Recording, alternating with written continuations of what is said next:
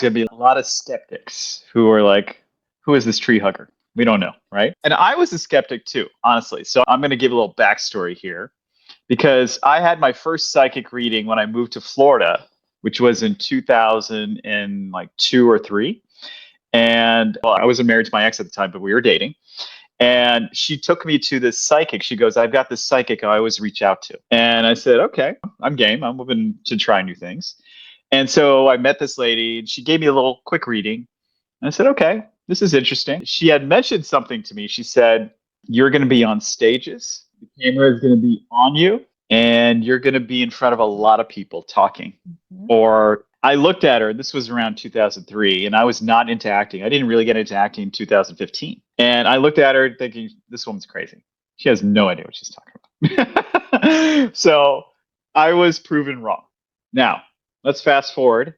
I had the pleasure and the honor of being invited to the Emmy's gifting suite with our illustrious guest, Kim Beam here. And this was my first meeting with her. So she got on the show, and we were excited to have her on the show.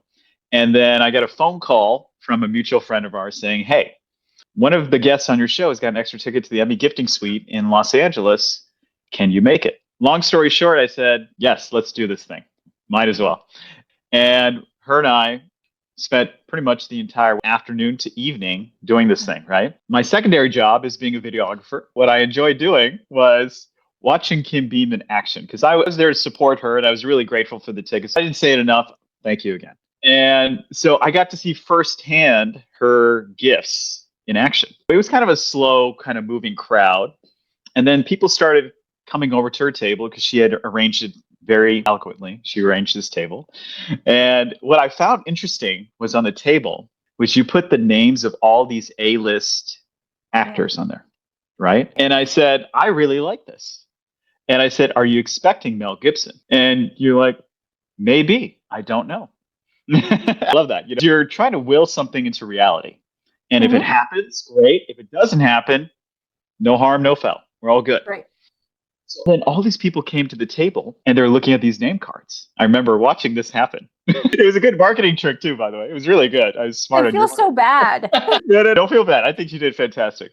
So then I watched her give readings to all these people. Now, I'm in my late 40s, so I don't know anybody at this event who came up to the table. They are apparently somebody, but I had no idea who these people are. Some people showed up in pajamas. Yeah. Some people, I'm the only schmuck in a tuxedo in this whole entire thing. Right? My fault you're in a tuxedo because she kept saying, it's the Emmys gifting Emmys week. Make sure you're dressed appropriately. And I was like, oh, crap. So well, your cards and my tuxedo, we had a really good marketing strategy going on there. We really did. Yeah. So it worked out. Yeah, so if Meryl Streep had wandered by, she would have picked up a card with her name on it. I know, right? So then you were giving these readings, and I'm watching you do this thing, and I'm just watching people's reaction. They come in, a lot of them came in very apprehensive. Yes. They came in, I remember one gentleman, I don't even remember his name, but he was like, I don't know if I really want to read it. He was really apprehensive. But you're very open. You got a very nice, pleasant energy, and he started opening him up. And by the time the session was done, this grown man was crying, just standing there crying. Yeah. This is the power of this thing. So let me give you a little backdrop on that for those in the audience. So I saw this in action, and let me put it this way. It's not a fluke.